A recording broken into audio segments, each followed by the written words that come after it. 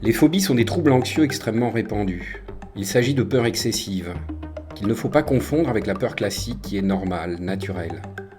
Chez certaines personnes, cela prend des proportions extrêmes qui la plupart du temps les empêchent de vivre. Elles évitent alors toutes les situations dans lesquelles le stimulus dont elles ont peur va être présent.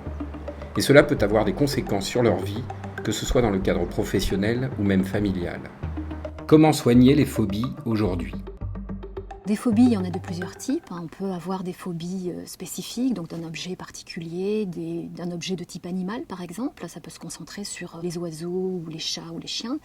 Et ça peut se concentrer également sur des situations sociales, comme la phobie sociale, c'est la peur du regard des autres. Et il y a des phobies que nous on appelle des phobies à caractère spatial, dans lesquelles les situations anxiogènes sont reliées à l'espace. Alors ça peut être de plusieurs types, comme par exemple la peur du vide. Et il y a également les phobies de type agoraphobie, où les personnes peuvent avoir peur des espaces qui sont larges, que les espaces soient vides ou que les espaces soient pleins, ça dépend des descriptions des patients. Ça peut être la peur d'endroits clos, comme les claustrophobies. Donc depuis longtemps maintenant, on sait qu'il y a au moins un type de thérapie qui fonctionne très bien, qui sont les thérapies cognitives et comportementales. Ces thérapies se font avec le principe de l'exposition progressive au stimulus phobogène pour apprendre à la personne à n'avoir plus peur de sa peur. Cela fait maintenant une vingtaine d'années que des chercheurs ont développé des alternatives à ce type de thérapie par exposition réelle grâce à la réalité virtuelle. On fait de la recherche fondamentale et de la recherche appliquée ici autour des technologies de réalité virtuelle. Alors notre plateforme est assez particulière.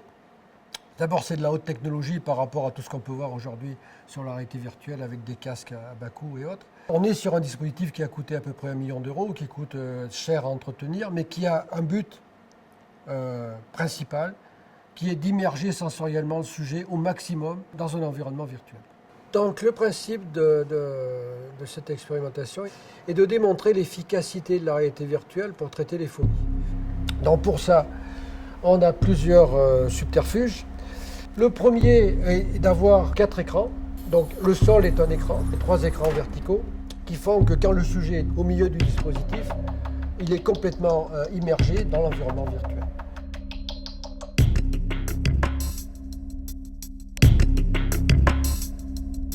Des lunettes qui comportent des filtres permettent de recevoir des images en stéréoscopie et font disparaître la perception des écrans. Ces lunettes sont munies de boules qui réfléchissent de la lumière infrarouge qui est émise par des caméras placées autour du dispositif. Et 60 fois par seconde recalculent la bonne image par rapport au point de vue du sujet dans l'environnement. Donc là, on est dans un environnement virtuel qui est un environnement urbain. Vous voyez, là, avec des voitures qui passent. Et donc, j'utilise mon flystick pour me déplacer. En gros, c'est une manipulation très simple qui consiste à pointer le flystick dans la direction où je veux aller, d'appuyer sur le petit joystick qui est dessus et je me déplace. Cet environnement-là est une manière d'habituer le sujet à la manipulation de ce genre d'interface de locomotion. Et vous entendez effectivement que les bruits de la ville sont aussi un aspect important de l'immersion du sujet. Ce dont on s'est rendu compte dans nos travaux, c'est que le son a un aspect très important pour la plupart des phobies finalement.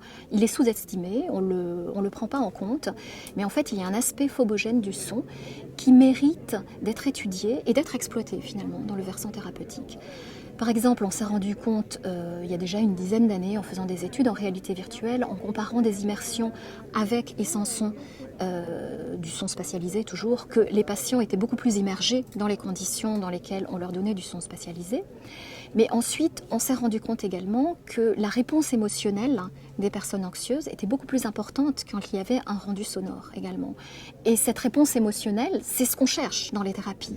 Donc finalement, on a un avantage à rajouter un réalisme sensoriel. Donc voilà, donc je me dirige vers l'ascenseur dans lequel je peux rentrer.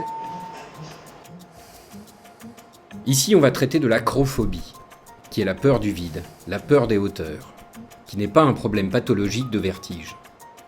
Donc j'ai supprimé la barrière et effectivement maintenant, peut penser que si j'ai peur du vide, le fait de faire ce simple geste va commencer à poser problème chez un patient qu'on appelle l'acrophobie. Les expériences de thérapie effectuées ici suivent un protocole scientifique très encadré par le comité d'éthique et l'agence du médicament. Il est prévu de faire 8 sessions d'environ 1 heure pour chaque patient. Dans cette thérapie, on propose 6 environnements possibles. À la première séance, le thérapeute demande aux patients de les classer en fonction de l'idée qu'il se fait de leurs difficultés, de celui qui lui semble le plus simple à affronter au plus difficile. L'exposition doit être progressive, prolongée et répétée pour être efficace. Il est quand même terrible celui-là. Putain. Tout à fait, c'est l'un des plus difficiles, hein. C'est tout à fait normal. Rappelez-vous que rien ne presse, hein, que vous pouvez prendre votre temps. Hein. Moi j'avais bien avancé la dernière fois. Oh putain. On a à chaque fois 50 minutes, hein, ce qui est bien. J'ai commencé à traiter les patients en 2004 en réalité virtuelle. Je traite aussi de manière traditionnelle, c'est-à-dire sans le casque de réalité virtuelle, si la situation l'exige. Par exemple, une personne qui aurait peur des aiguilles de seringue, bon, c'est pas la peine d'avoir la réalité virtuelle, c'est pas compliqué à faire dans la réalité. La réalité virtuelle est intéressante quand on a des situations qui sont difficiles à recréer ou à contrôler dans la réalité. Physiquement, quand je suis dans le cave, je suis tendu complètement. Aujourd'hui, par exemple, j'avais les jambes qui tremblaient. Je suis raide de partout, j'ai la nuque vraiment raide. Je sors de là, j'ai l'impression d'avoir fait un marathon du sport, en tout cas pendant un bon moment, quoi. C'est vraiment beaucoup plus fatigant physiquement que je l'imaginais.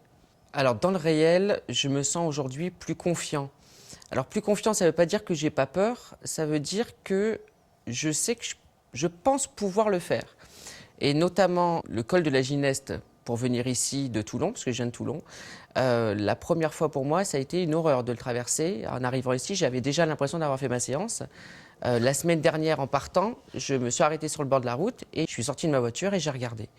Je suis resté 10 minutes, pas énorme, mais je ne l'aurais jamais fait il y a 6 séances. Quel est votre niveau d'anxiété de 0 à 100 ? 40. 40. Ce qui intéresse les chercheurs et les médecins, c'est d'observer plusieurs paramètres.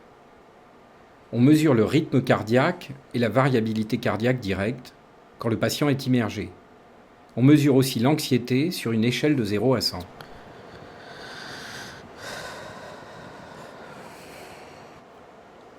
Quel est votre niveau d'anxiété de 0 à 100 ? 35. 35.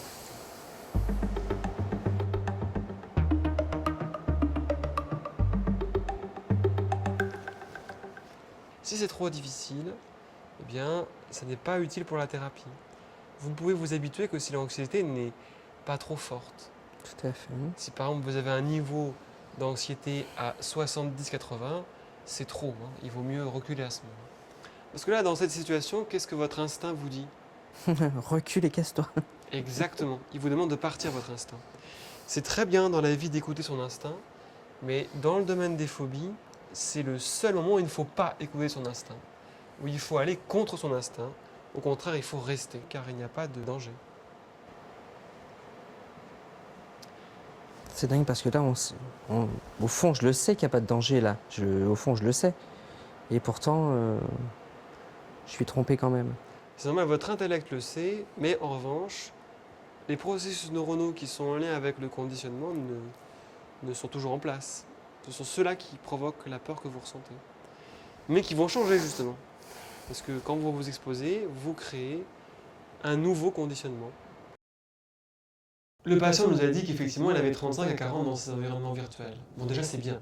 Parce qu'en fait, on veut qu'il soit anxieux. Pour travailler correctement en exposition et aussi être sûr que l'environnement virtuel est un effet sur lui. Il faut qu'il soit anxieux. Si par contre, le patient nous dit « là, je suis très calme, je suis à 0,10 ou 0,20 sur 100 », on lui suggère de passer à l'étape suivante, qui sera forcément plus difficile.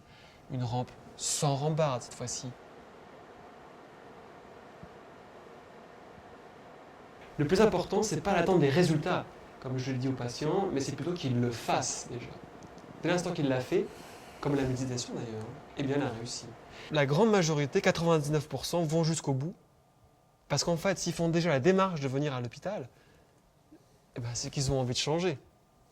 Et souvent, ceux que je vois de toute façon, eh bien pour eux, c'est un grand espoir parce qu'ils ont déjà essayé beaucoup de méthodes avant. Ils ont déjà essayé l'hypnose, la psychanalyse, la thérapie classique, donc ils arrivent parfois en dernier recours.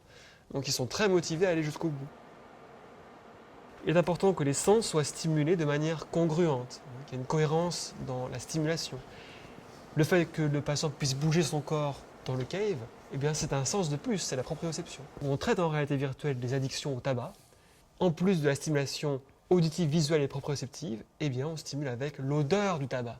Donc on a encore un sens de plus, ce qui se fait aussi pour l'addiction à l'alcool par exemple.